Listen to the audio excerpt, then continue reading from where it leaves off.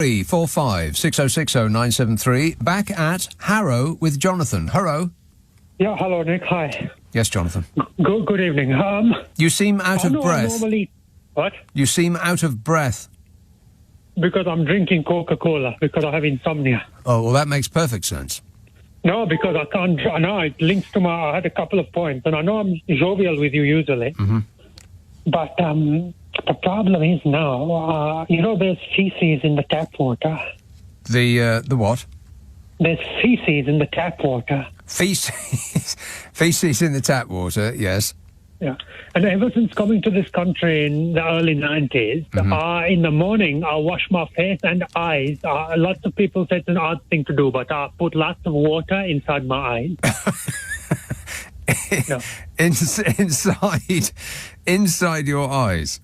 Yeah, because but I also have obsessive tendencies, because when I'm visiting the India, like Kolkata, Rajasthan, these sorts of places, immediately when I go there, I told you I'm struggling financially. I haven't been there since, I haven't had a holiday since November. Last November? This is you complaining that you haven't had a holiday since last November. Right, go on. No, but listen, it's a serious point, because when I'm in India and Yes. I have what's the politically correct term for servant? Minimum wage contractor. Yeah, one of those. I usually tell them to get about 60 bottles of, say, like Bisleri. Have you heard of Bisleri, mineral water? No, I have not, no. Because in India, the water is dirty. So so I wash my eyes and my, drinking water from the bottled water. Mm-hmm. And your face.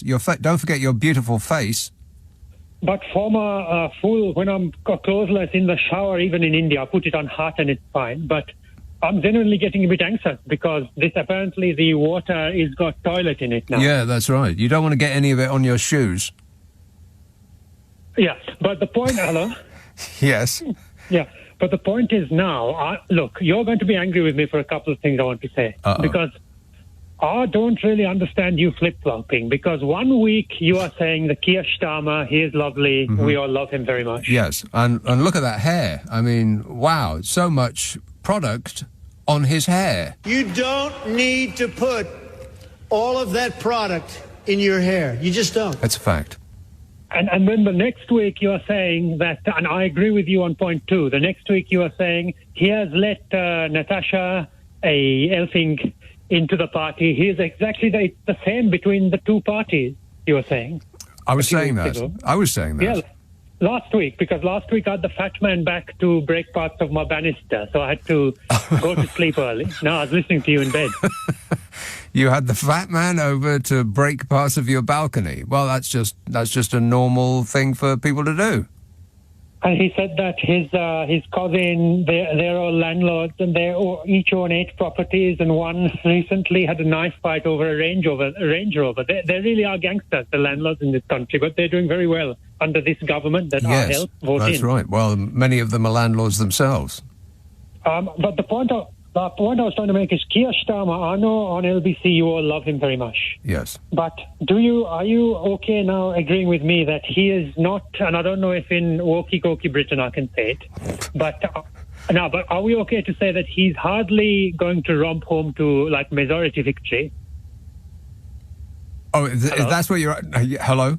Is that what you're asking me? That it's okay to say that? You can say it, but I don't think anybody believes it. Well, you think he is going to radically change the world? I so miss Jeremy Corbyn. I do. Well, I mean, I kind of miss him as well. I mean, he's still there, of course, still, representing his constituents, still doing an excellent job. They love him over there. The fat chap from The Sun was on television, still going on about Jeremy Corbyn. Which one? Which fat? Harry... Cole. One of those Harrys, yeah. The editor. Mm-hmm. And he was still going on about Jeremy Corbyn. And the only ethnic minority in the Labour shadow cabinet, apart from your former very beautiful colleague David Lammy, is a little Indian girl, Lisa Nandi. Right. And she's always saying, we've root and branch changed Labour from Jeremy Corbyn, because apparently Jeremy Corbyn was like a militant Marxist cousin of Steptoe. Militant Marxist cousin of Steptoe. That sounds about right, yeah. But I feel bad when I'm walking around. I went for a kebab last night. A what? And a kebab. Okay. Did they sell kebabs where you bought that? Yeah, and there was the people. I mean, it's so sad to see. There was drug addicts stealing a sofa. There was an old man. Sofa. Yeah, they were stealing one. Right, because there wasn't anything smaller available. Right. No, they were stealing one, and I told you I'm quite obese, so I think when I wear a big duffel coat in the heat, they don't approach me. No. I'm not creepy, but I'm saying, I just walk on my way. And then there was an old man at the bus stop. He was like, this smell of cannabis, and he had cuts on his arms. He was bleeding. And now the question is, am I partly responsible for all of this? And the answer is no. Okay. So next point. No. Well, I'm glad that we cleared that up, because that was the question that was preying on my mind. Are you personally responsible for all this? And came the answer, no. No, absolutely. Because if Boris Johnson stood against Starmer, I'm being honest with you, you'll hate me for saying this. I probably would vote Starmer, but I would still dither on Boris, actually. Well, yeah, he's dithering is his middle name. Yeah. Wait a minute. Yeah, he loves a dither. Can I make a final point on the America? Oh, would you please, finally? Now, listen, you, and again, you will hate me for this, but I know you used to love the Howard Stern. Well, okay. Have you met him or not? No. But you're a big DJ. You're a veteran music DJ. Well, I wouldn't say I'm a big DJ. I have DJ'd. But, yeah, so I thought you'd meet him. But he did the interview with current American president, whose name I know I watch on the Twitter. People mock me. I have trouble pronouncing it, the old man as president. What's his name? And Biden, Joseph Biden. Jobbin, yeah. Yeah. And can I just say that I literally almost, of course, he's better than Trump, because who isn't? But you are talking to, no, I'm saying he's better. But you are talking to one of your callers, and my God, I almost threw up in my mouth. Well, better than throwing up in somebody else's mouth. I mean, because you were saying, oh, Trump is this horrible, evil man, which he is. And then you were saying, oh, Biden, he's a sweet old man who is caring, and he's a creepy. He sniffs people, not allegedly. He does it on camera. He does that. And the world is on fire. He's too old. It's the ego of this. Shut up.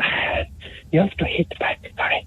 The world is on fire, and these old people, it's the ego. Yeah, that's what I heard. And then something really bizarre happened. What was that? It's the usual. Oh, people next door trying to get you to keep that racket down over there. Yeah, right. Their doggy almost bite me. Well, the only part of that sentence that is disappointing is the word almost. No, but can I end by saying that, do you honestly think Biden is doing? I know you lefties and the Wookie, not the anti. We have an anti-Wookie minister, the Ishta McVeigh. Yes, yeah, we do. That was actually her title, the anti-Wookie minister. You honestly think? I don't want to butt heads with you before I hang up, but you honestly think the 88-year-old sniffer-in-chief, you think he's doing good job on the world stage? He's a mental, no offense. Well, nobody could be more presidential than his predecessor. I can be more presidential than anybody. Jonathan, I've got to go because I just have to go. Thanks for that. 0345 6060 973. Carol, oh no, I read her.